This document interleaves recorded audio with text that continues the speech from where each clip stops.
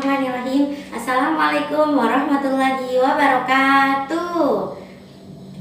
Apa kabarnya hari ini teman-teman? Semoga teman-teman sehat selalu ya, dan dalam lindungan Allah Subhanahu wa Ta'ala.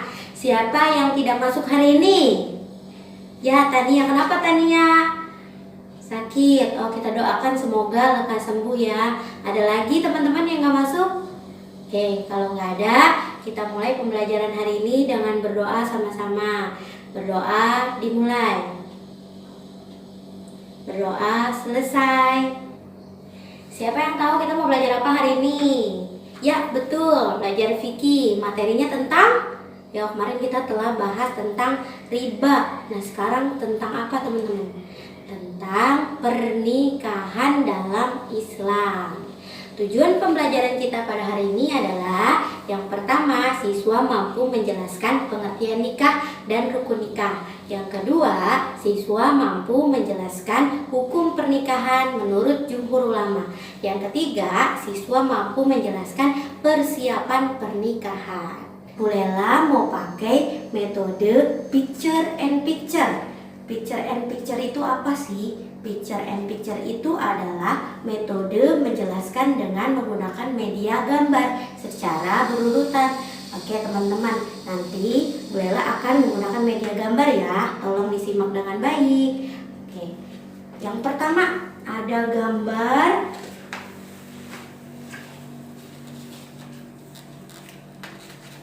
Nah, yang pertama ada gambar seorang perempuan dan seorang laki-laki yang sedang meminta petunjuk untuk jalan pernikahan.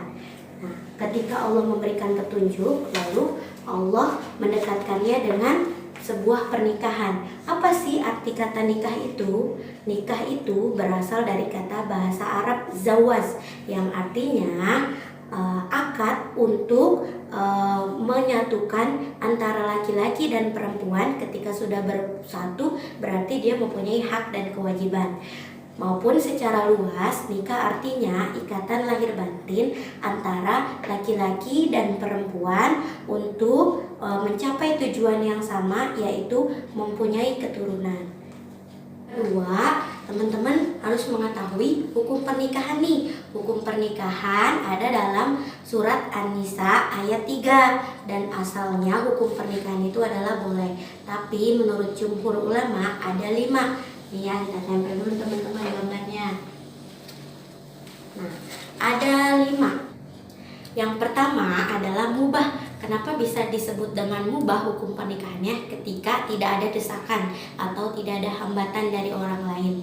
Yang kedua, itu ada wajib ketika seorang laki-laki dan perempuan sudah siap dalam hal jasmani, rohani, dan materi, tetapi dia takut untuk mendekati perzinahan. Yang ketiga adalah haram. Hukum pernikahan menjadi haram ketika seorang laki-laki dan perempuan niatnya untuk menyakiti. Yang keempat adalah sunnah. Sunnah ketika seorang laki-laki dan perempuan sudah siap dalam hal jasmani, rohani, dan materi, tetapi dia tidak khawatir untuk melakukan perzinahan. Artinya dia tidak memikir untuk berzina gitu.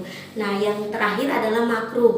Makruh ketika seorang laki-laki dan perempuan sudah siap dalam hal jasmani dan rohani, tetapi dari segi materi belum siap. Itu menjadi makruh ya teman-teman. Selanjutnya adalah meminang. Meminang di sini adalah permintaan seorang laki-laki dan perempuan untuk dijadikan istri secara kebiasaan umum di masyarakat. Nah, perempuan apa saja yang boleh dipinang? Yaitu perempuan yang tidak berstatus istri orang, perempuan yang sudah habis masa iddah, dan perempuan tersebut tidak dipinang oleh orang lain. Nah, cara meminangnya itu kalau dia seorang gadis dan seorang janda yang telah habis masa iddahnya, dilakukan secara terang-terangan. Tetapi kalau seorang janda yang sedang melakukan masa iddah, maka dilakukan secara sembunyi-sembunyi atau melalui sindiran.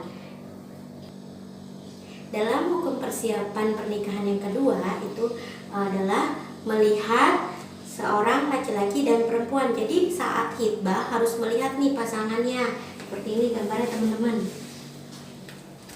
Nah, harus terlihat antara pasangan laki-laki dan perempuannya. Selanjutnya ada rukun nikah. Apa aja yang ada dalam rukun nikah? Yang pertama adalah adanya calon mempelai laki-laki. Ya, yang laki-laki ini harus sama perempuannya teman-teman, jangan sampai sama dengan jenisnya. Yang kedua ada mempelai perempuan. Jadi yang perempuan juga sama harus pasang dengan laki-laki, jangan sampai sesama jenisnya. Selanjutnya adalah adanya 2 orang saksi.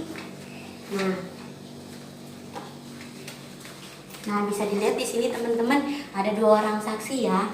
1, 2. Nah, ini rukun nikah, termasuk rukun nikah. Selanjutnya ada wali. Ada wali di samping sini juga untuk menikahkan kedua mempelai. Yang selanjutnya, yang terakhir adalah ijab qabul. Ijab qabul di sini adalah lafadznya sesuai dengan nama mempelainya. Misal, saya terima nikah dan kawinnya Nurlela Asria binti Fulan dengan mas kawin, seperangkat alat sholat dibayar tunai. Seperti itu ya teman-teman, contoh ijab kabulnya. Sampai di sini teman-teman ada yang mau ditanyakan? Kalau tidak ada, ibu akan kasih soal untuk teman-teman ya, dijawab, diisi dengan baik dengan materi yang tadi gitu. Oke. Soal yang tadi ibu berikan dikumpulkan minggu depan ya teman-teman ya, untuk mereview. Teman-teman tahu nggak nih tadi arti nikah itu apa? Ya betul, nikah itu terbagi 2, ada yang secara bahasa dan secara istilah. Kalau bahasa tadi berasal dari zawaj dan istilah berasal dari ikatan lahir batin antara laki-laki dan perempuan untuk mencapai tujuan yang sama. Oke, kurang lebihnya bolehlah mohon maaf. Kita ucapkan lafaz hamdalah bersama-sama. Alhamdulillahirabbil alamin. Wassalamualaikum warahmatullahi wabarakatuh.